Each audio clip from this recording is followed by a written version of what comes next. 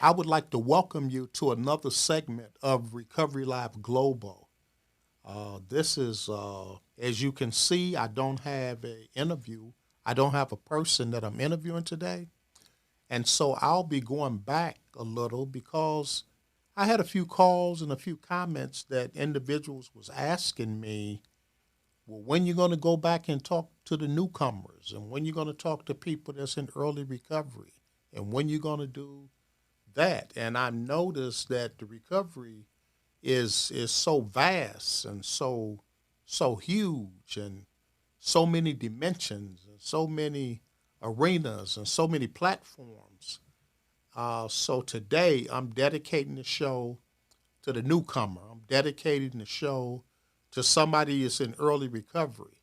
And so I want to just point out a few pointers that we could think about, and not only that I could think about because I have a loved one who's interested in recovery, but I'm interested in them becoming in recovery too. So I'm going to talk about some things and a few pointers that we can do, we could think about, we could deal with, that we could help that person take that giant step. It's a small step, but sometimes the step seems so giant to the individual. So here are some pointers that you could think about. If you got a pen or a paper, a pencil, you can, or you could just play the show over and over and over, and watch it over and over and over until you get some of the information. And then I would like for you to take this show and then share this show with your friends and your loved ones and those that you think that may benefit from the recovery process. So I was thinking about, as I thought about early recovery, I thought about a point that I like to talk about right now, and that is check in on them and actively listening to them. So, what I'm trying to say, statistics says that when a person is considering the recovery journey, that it's a good practice that if we would check in on them, just check in on them. And checking in on a person that's thinking about recovery is not checking in with them or on them with a whole lot of conversation, what you think that they need to be doing with their life. But there's a term called active listening. Active listening is when I look a person in the eye and I listen to what they're saying with no interventions and no comments. And what that does is it relax the person and not only relax them, but it give them it give them uh, it give them an idea that you respect them, and it give them the idea that you listening to them, and it give them the idea that they could trust you. And so one of the main steps is when you're talking to somebody that's in early recovery or they have not made a decision yet, it's going to be a good practice that we check in on them on a regular basis. And then when you get that person into a conversation with you, use active listening skills. In other words, hear them out. Don't interrupt them. And I'm guilty. I have a tendency to sometimes interrupt what a person is saying to me because sometimes my brain be moving so fast. I know what you're going to say before you say it, and I shouldn't feel like that. And so I'll get to the point of it and I'll answer your sentence or answer your statement before you even get there. And what that does is it cut a person off, it make them feel that you don't care, and it make them feel that I don't want to talk to you no more. And so it's a good practice to use active listening skills and just hear a person out. And sometimes to me it seemed like they just beating around the bush and talking all the way all around the subject. And my mind is telling them, get to the point, get to the point, get to the point. But I can't rush a person to the point. I need to use active listening and I need to hear them out. The second point that I like to talk about is reducing friction and unusual arguments. When you got a person on the verge of making a step toward recovery, or making a step that I don't want to drink no more. I don't want to smoke no more. I don't want to get high no more. We have to reduce the friction in those conversations and then try by the grace of God not to use uh, un, un, unnecessary argument. Now I know it's hard to listen to a knucklehead. And I know it's hard to listen to whoever this person is that's not in recovery and caught up in the grips of addiction because they have a sometimes to say things that hurt and do things that hurt. They have a tendency to do that because they acting out of addiction. They not acting out of recovery and they not acting out of stability. So they'll talk and some of the things that they're saying don't make a whole lot of sense. Some of the things that they're saying goes against all my principles and everything I believe. And I want to cut them off and say, you know something, and respond. And I have to be careful when I'm working with people that's trying to step over into the recovery world that I don't use unnecessary arguments, like going back and forth with a conversation about something that we can't change and really can't do nothing about.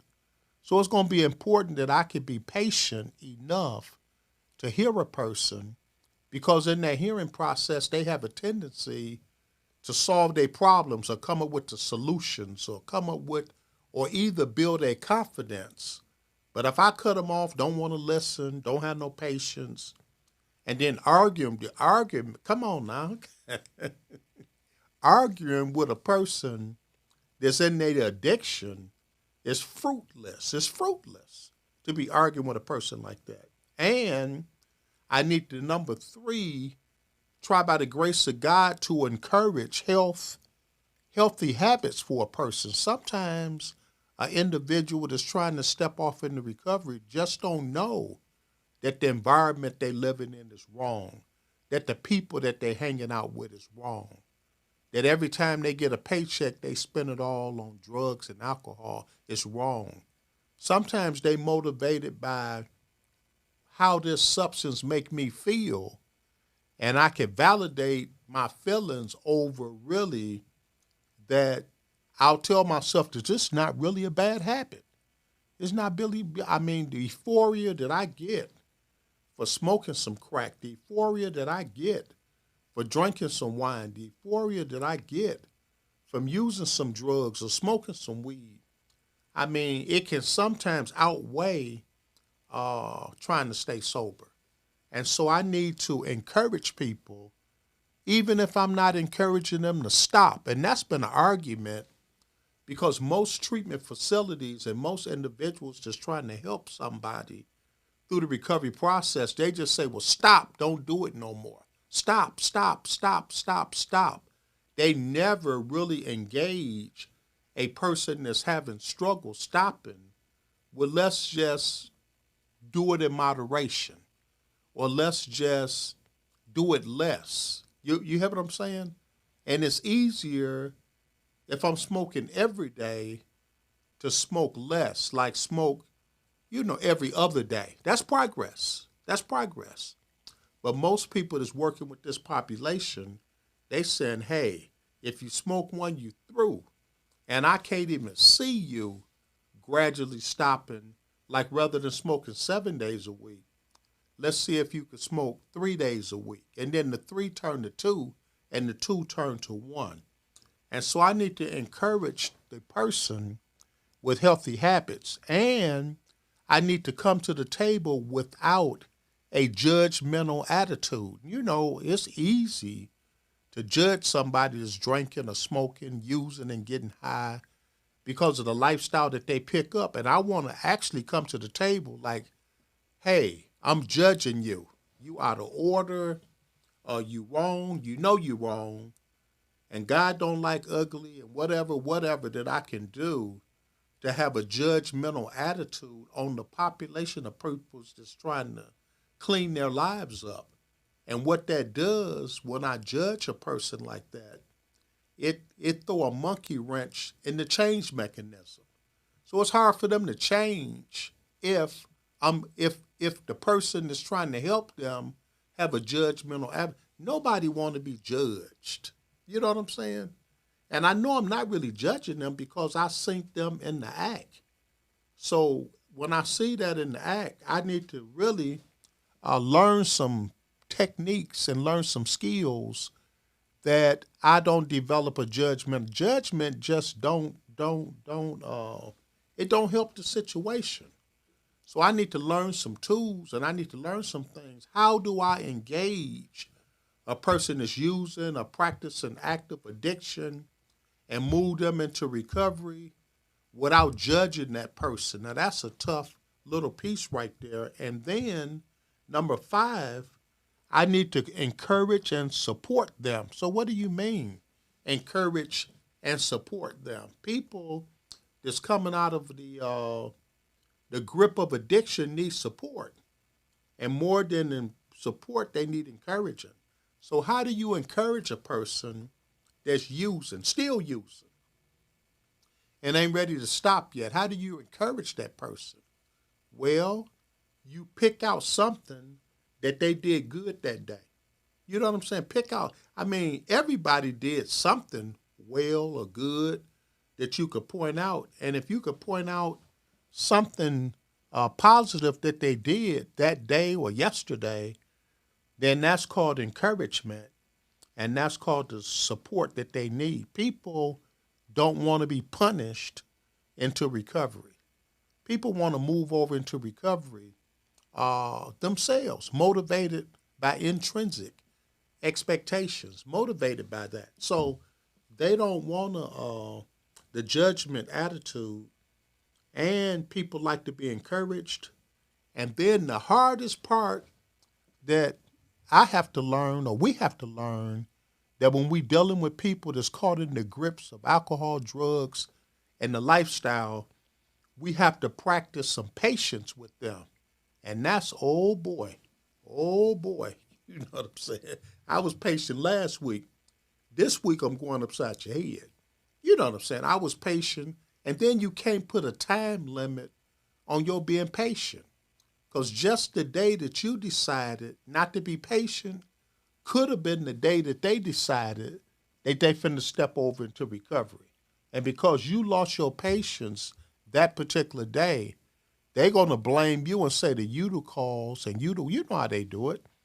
If it wasn't for you, I wouldn't be drinking. If it wasn't for you, I wouldn't be smoking. If it wasn't for you, I wouldn't be using these drugs. So we as individuals that want to help this population, and I don't know who you are that's trying to help. You might be a mama trying to help a daughter. You might be a father that's trying to help a son. You might be a son trying to help your parents. You might be trying to help your sister, your brother, your uncle, your aunt, your co-workers. You might be trying to help a church member. You might be trying to help, ain't no telling what the relationship might be.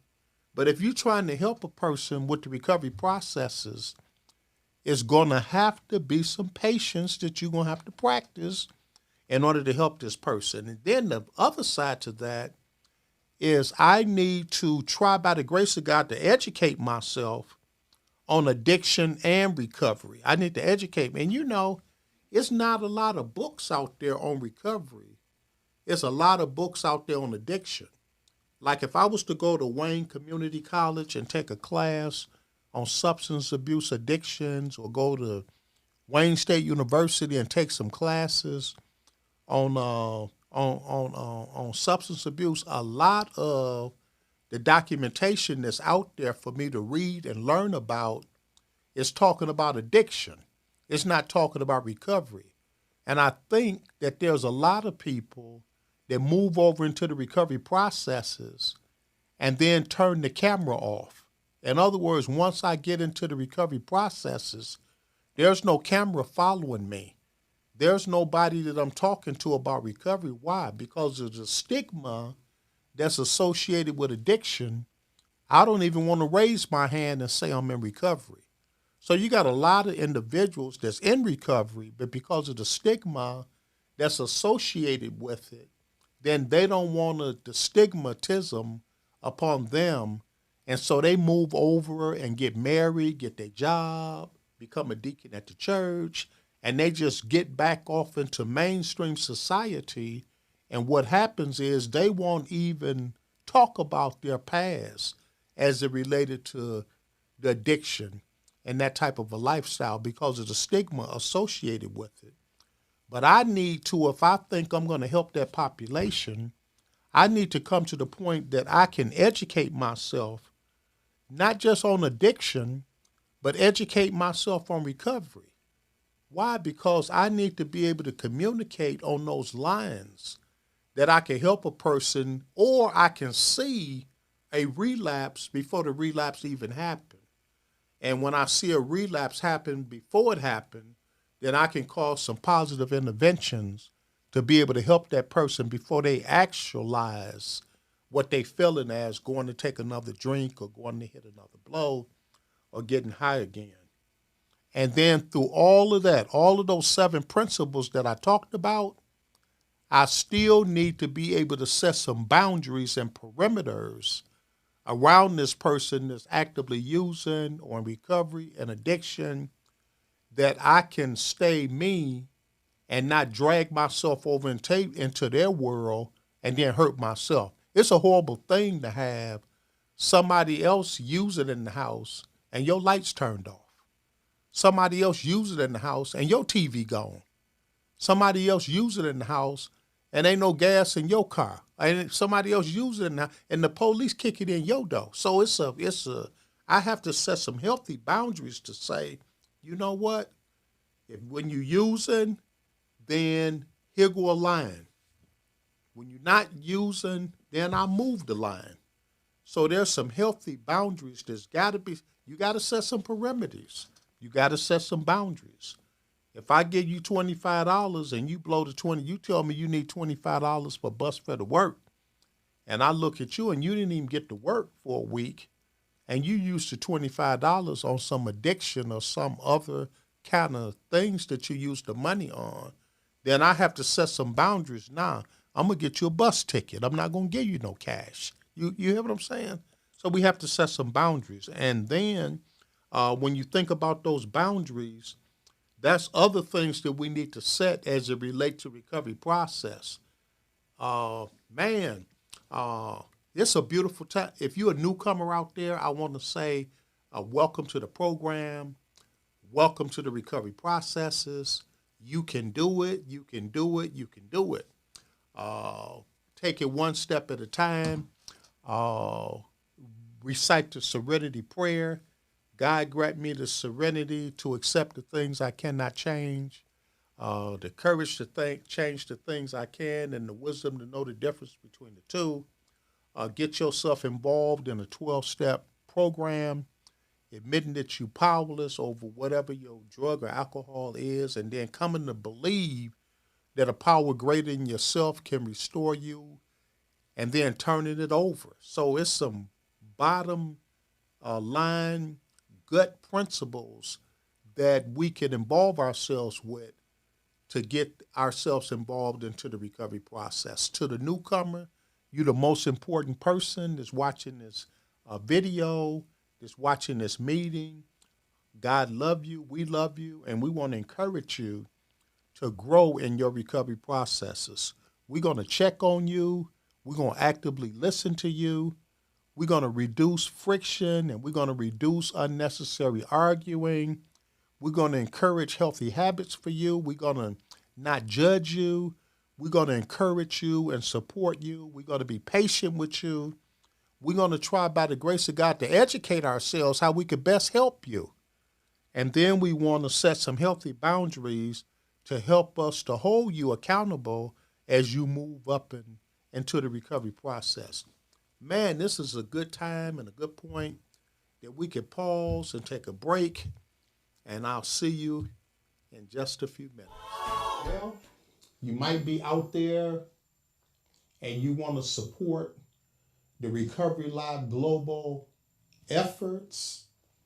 You can do so by purchasing one of our Recovery Live Global t-shirts. So I'm wearing one. If you look at it, is here. We're moved into merchandise. So you can call us at 313-694-2140. That's 313-694-2140.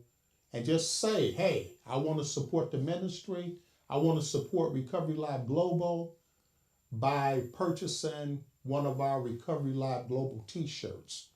And I had shared with those, if you live in the metropolitan area and you want a t-shirt, I'll deliver it. I'll deliver it myself. There's no cost for deliverance. So call us and purchase your Recovery Live Global t-shirt in support of the Recovery Live Global show. So, support. Welcome back to Recovery Live Global. This is your host, Jesse Washington. We've been talking about early recovery and how do you get people to look at recovery when they're in contemplation or they're vacillating back and forth and have not really made a strong decision to move over into the recovery processes. But we wanted to talk about people in early recovery to encourage them that you can be in recovery. And we learned some principles during the first half of the show that will help us as individuals just trying to help that population. Just some things to think about. And there's some other things that we need to think about as we seek to help individuals in the recovery process too. I don't know if you heard of it. I'm going to have our engineer put a chart up on the screen as we talk about it going forward. And there are so many levels. There's a document called Dimensions of Wellness, which is the holistic approach to recovery. And I'm going to look at that because that information is really somewhat important as it relates to the recovery process. So we have to remember that sometimes helping the individuals through the recovery process, it take a good assessment. Now, assessment is a term, it's a clinical term that they use when they say, I'm gonna listen to you, I'm gonna look at you, I'm gonna ask you some questions.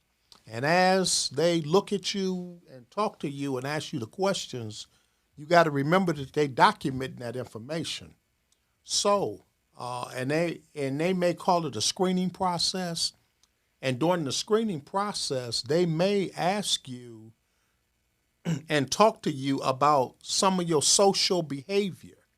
And when they're talking about social behavior, what they're talking about is the developing a sense of connection, belonging, and a well-developed support system. Because statistics know that recovery has a lot to do with socialness, and social wellness. In other words, there was an old saying that say birds of a feather flock together. And there was another saying that if you hang out with what they call them ducks or something, if you hang out, you're going to do what the ducks do. Well, there's a social piece as it relates to recovery and as it relates to our addictions. A lot of people that's addicted hang out with other people that's addicted. And I tell you something, there's a lot of people that got addicted by hanging out or socializing with people that was addicted. It's like going to the barber shop. Sooner or later, you're going to get a haircut. So we have to be careful, and I talk about this, that we have to be careful as it relates to socialization. So social wellness is going to be a good place in the recovery process. So I need to start developing a sense of connection. Who am I with? Who am I talking to? Who am I hanging out with? Where am I going? I mean, you keep hanging, you're gonna wind up with a haircut like at the barbershop. You keep hanging out with people that's using, you're going to wind up using. And so the social piece is an important piece as it relates to the recovery process. Now, I'm talking about social up front, But as I go through the screening process, it's a possibility that social may not be up front. I mean, it's 8 dimensions of wellness. As I go through the 8 dimensions, then what's going to happen is I'm going to prioritize the 8 dimensions to try to develop a treatment plan or a recovery plan that I could address the issues in the person like one step at a time. So a person may not be having issues as it relates to the socialization, or they may not have no social issues. They may have emotional issues. And the emotional issues is one's ability to cope effectively with the life and creating satisfying relationships. Now that's an important part too, because I tell you something, emotions play a good role and a big part, in the recovery process and recovery issues. So now we got socialization, and now we got emotional well-being, which means how do I feel about this? How do I feel about this that's going on? What is going on in my relationships? What is going on there? So emotionally, I have to look at myself emotionally to make sure that my emotions is intact, because emotions could be like feelings, and feelings are not facts because they change every 30 minutes or could change every 30 minutes. So now I got two things on the table as I'm doing my assessment, and this is for early recovery. This is the newcomer. I need to know, where is the newcomer? Where's the person in early recovery? Where are they as it relates to their socialization and who they socializing with? I'm going to ask that question because it's going to be important. And if you out there, I mean, you could think about the question. You may not have the skill set, you may not have the degree, but you could still think on these lines to ask these pertinent questions. So now that I move from social to emotional, and then I got to go to occupational wellness. Don't you know that I was reading this book and it said if a man don't work, he shouldn't eat.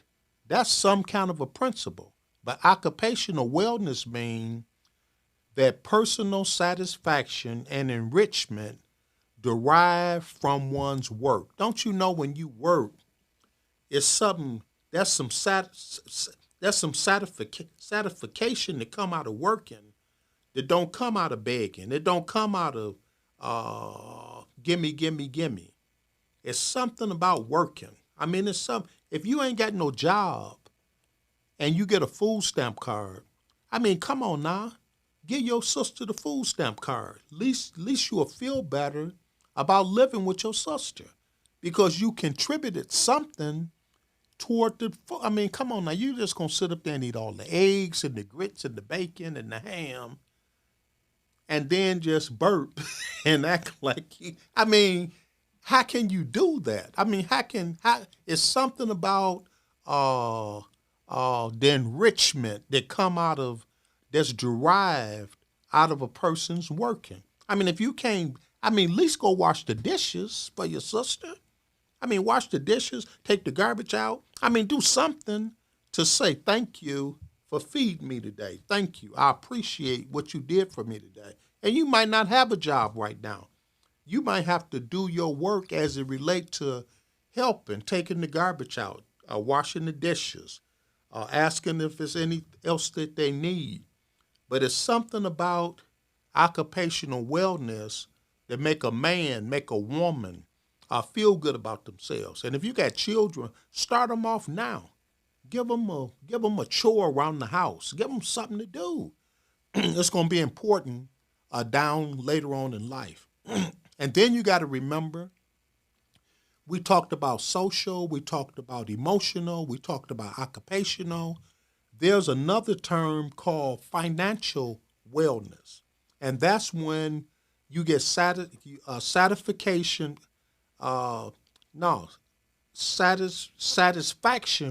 with current and future financial situations. It's something about having a dream that when I get my job, I'm going to save me some money and I'm going to go get me a car. when I get my job, I'm going to save me some money, and I'm gonna save me some money, and I'm going to help do this. When I get my job, this is what I'm going to do. Uh, let's look at that point. When I get my job, uh, there's some things that I want to do financially. I mean, it's a beautiful thing to have your own $2. You know what I'm saying? That when you go out, you could pay for your own meal. When somebody take you somewhere, you could offer to put a couple of dollars in their gas to, well, I said a couple of dollars in the gas tank. Gas so high now that it's much higher than that. But it's a beautiful thing to have some type of a concept as it relates to financial wellness. It's important. And then you got to remember environmental wellness. Environmental, it means good health by occupying a pleasant situation or circumstance or environment. Don't you know your environment can dictate how you feel, how you act, how your well-being is concerned? I mean, get you a fish aquarium and put it in the room, and don't get no Oscars and put it in the tank because they fight and kill each other all day long. But get you some goldfish, maybe some kissers that they can your fish kissing all day, and you in that room looking at that, and that could create some environmental wellness as it relates to you. So your environment is totally important. They told me that at the hospital on the medical floor that they painted the walls either like a really, really light teal or really, really light tan. And they say just that color alone can cause healing, more so than if the wall was painted another color. So they telling you that your environment, what you see, all of that is the holistic approach to wellness. And then you got to remember your physical wellness, which is recognizing the need for physical activity, recognizing the need for diet, recognizing the need for exercise, recognizing the need for you to be disciplined as it relates to your physical. So you could be healthy as far as your social is concerned. You could be healthy as far as your emotions is concerned. You could be healthy as far as your occupation is concerned. You could even be healthy with your finances. But if you're not healthy with your physical, then you're going to be handicapped. You're going to be healthy all the way around and not healthy with your physical. And then there's another piece of the wellness and the holistic approach to wellness, and it's called intellectual wellness. And that is recognizing creative abilities and finding ways to expand knowledge and skill. It's something about having a creativity ability and then finding ways to expand your knowledge and your skill set. You know, we should be improving on our skill set, improving on our knowledge. We should be stretching ourselves in an intellectual wellness way. And that's when you're looking at recovery from the holistic approach. And we don't want to leave out spiritual wellness, and that's expanding our sense of purpose and meaning of life. And you could only get that through God. I mean, that's something you could only get to God. As a man, I need to realize that I need God. I mean, just as a man, I need to realize that. I need to realize that I ain't running the show. You know what I'm saying? In the universe, I'm not running the show. I didn't put the sun in the sky. I didn't put the moon in the sky. And then when I look at myself, I'm a man, and they told me that I'm made out of flesh, blood, and bones. How can flesh, blood, and bones stand up and look in the camera and talk about spirituality? And I'm not plugged in. I mean, that light is plugged into the electric wall, this microphone plugged in, my everything plugged in, but me. So how can I stand up walk up, speak up, and I'm only made out of flesh, blood, and bones. Well, it's got to be a God. It's got to be a God. So when you look at it, man, this holistic approach to wellness is some kind of something to think about. And so social wellness, emotional wellness, occupational wellness, financial wellness, environmental wellness, physical wellness, intellectual wellness, and spiritual wellness. That's the whole 8 dimensions of wellness. If you could find it and look at it, put it on your refrigerator, put it in your bathroom, so you could do a checkup on my own self to see where I'm at in the 8 dimensions of wellness, because I don't want to be a lopsided human being. That I'm so strong over here spiritually, but I ain't no earthly good. I'm so strong over here, look like Muscle Man. I mean, I'm benching 500, but I don't know how to talk to nobody. You hear what I'm saying? Oh, I'm living in the best house environment. It's clean as a whistle and positive, but my finances is not good. Or I'm financially set and well, but my occupational wellness has got good. So this is information that we could use to kind of balance ourselves. So I'm saying to the newcomer, somebody in early recovery, or if you're trying to help somebody get into early recovery, these are some tools that you could put on the table, that you could engage some conversation to get people to think about the recovery process. Don't you know that the first step to recovery is the hardest step in the world? But a lot of people try to make the first step saying, I'm not going to use no more. And that's the hardest commitment and the hardest step to make.